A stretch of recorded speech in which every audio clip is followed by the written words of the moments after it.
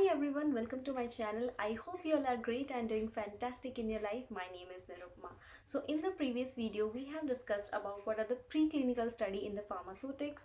Now in this video, moving forward, we are going to discuss what are the clinical study in the pharmaceutical industry. The various phases of clinical studies.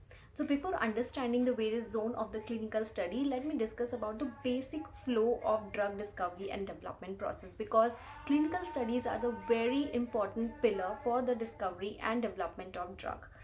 So basically what happens is, based on the various research and experiments and literature search, scientists shortlist some of the drug candidates that have a potential to able to treat a certain disease or a certain problem of a human body. Now, to evaluate the safety efficacy of those selected drug candidates, scientists has to perform the preclinical study, that is testing on the animals and in vitro testing.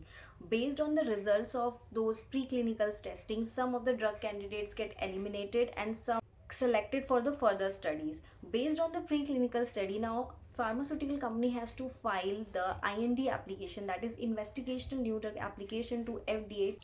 Now the results of preclinical studies are submitted in the form of IND application to FDA to get the approval for the clinical study, that is testing on the human body. So in the phase of preclinical study, some of the drug candidates are selected and some of the drug candidates get eliminated.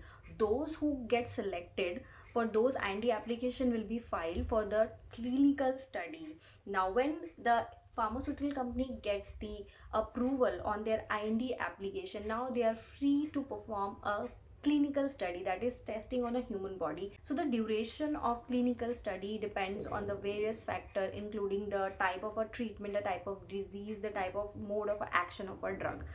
But generally it takes several years for the clinical trial to develop a new drug.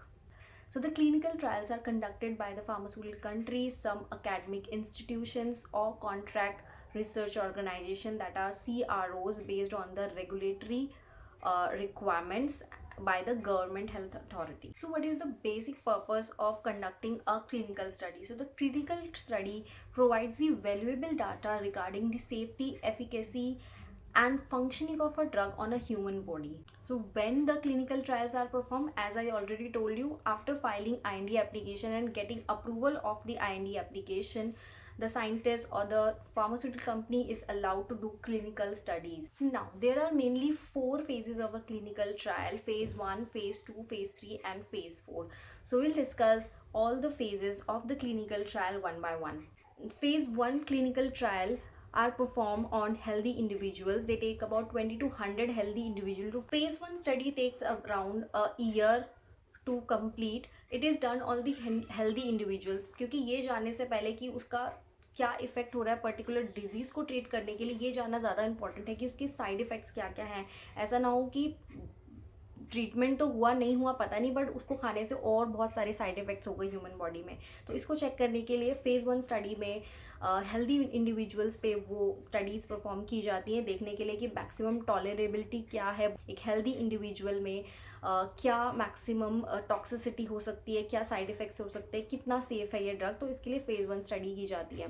Phase 2 study की जाती है, जिसको हम therapeutic explanatory study भी कहते हैं. इसका duration about 2 महीने से लेकर 2 साल तक हो सकता है. इसमें पेशेंट्स को कंसिडर किया जाता है एज अ वॉलंटियर. 100 से लेकर 150 पेशेंट्स को लिया जाता है, ये स्टैब्लिश करने के लिए कि थेरेपेटिक एफिशिएंसी कितनी है इस पर्टिकुलर ड्रग की, डोज कितनी मैक्सिमम हो सकती है, और ऑफकोर्स साइड इफेक्ट्स और ये सब चीज़ें चेक की जाती हैं. Now moving forward, phase 3 study. Phase 3 study is also called as therapeutic confirmatory, यानी ये एक तरीके का कन्फर्मेटरी स्टडी है जिसका ड्यूरेशन अबाउट 1 to 3 ईयर्स हो सकता है.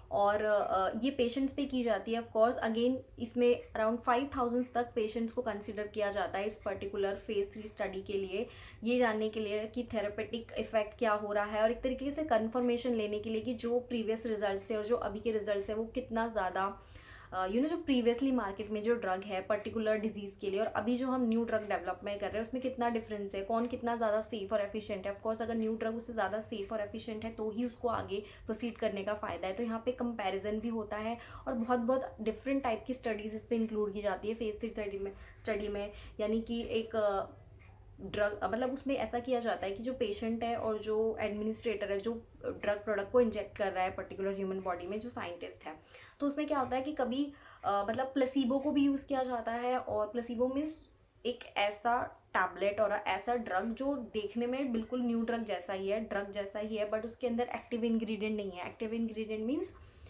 कि उसमें वो एक्टिव इंग्रेडिएंट नहीं जो पर्टिकुलर टारगेट पॉइंट पे एक्शन करके आपकी जो डिजीज़ है उसको ट्रीट करता है। यानी वो देखने में सिर्फ ऐसा है, बट उसके अंदर वो एक्टिव इंग्रेडिएंट ही नहीं है कि वो कुछ चीज़ों को रिजॉल्व कर पाए, ट्रीटमेंट दे पाए बॉडी में। और एक तरफ एक्चुअल ड्रग है जो ट्रीटमेंट के लिए बना है।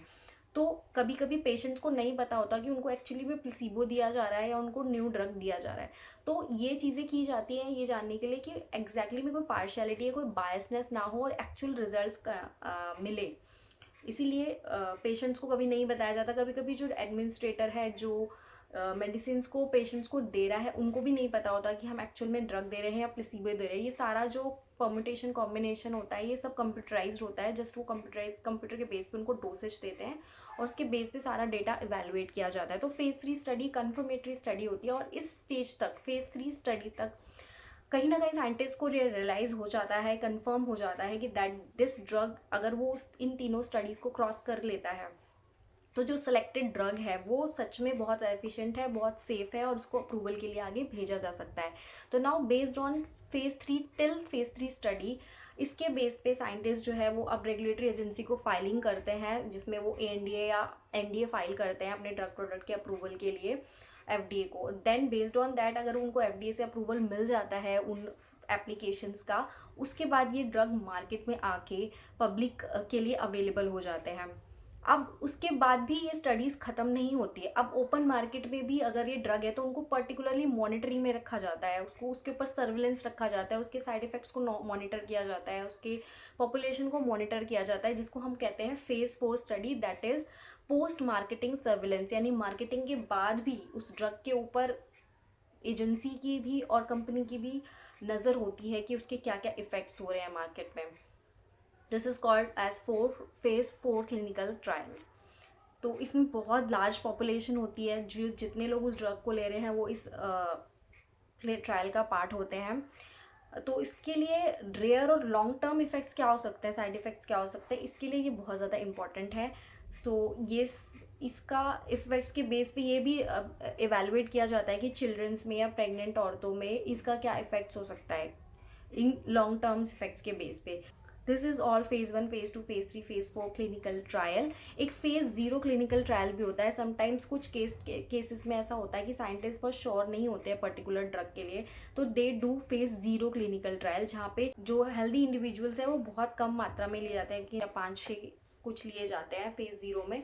इसको हम माइक्रो डोजिंग भी कहते हैं, यानी माइक्रो डोजिंग स्टडीज़ भी कहते हैं, जहाँ पे जो डोज है वो बहुत कम लिया जाता है और पेशेंट्स हेल्दी इंडिविजुअली बहुत कम लिए जाते हैं, जस्ट टू चेक कि ये ड्रग फेज़ 1 पे भी जाने लायक है कि नहीं है। तो इस केस में फेज़ 0 किया जाता है, क्योंकि हमने फर्स्ट फेज़ 1 परफॉर्म कर दिया और पता चला वहाँ पे वो फेल हो गया, तो उस पॉसिबिलिटी को हमने इतना इन्वेस्ट भी किया फेज़ 1 स्टडी को करने के लिए और देन वहाँ पे फेल हो गया। तो अगर उनको फेज़ 1 से क्लियर करने के चांसेस कम लगते हैं या कुछ सर्टन स्पेशल केसेस में उनको लगता है कि उनको फेज़ 0 करनी चाहिए, तो वो फेज़ 0 करते हैं। अगर वो वहाँ से पास हो जाता है then they do phase 1 and then they do phase 2, phase 3 approval and then phase 4। तो ये सारा प्रोसीजर होता है क्लिनिकल ट्रायल्स को परफॉर्म करने का इन फार्मास्यूटिकल इंडस्ट्री।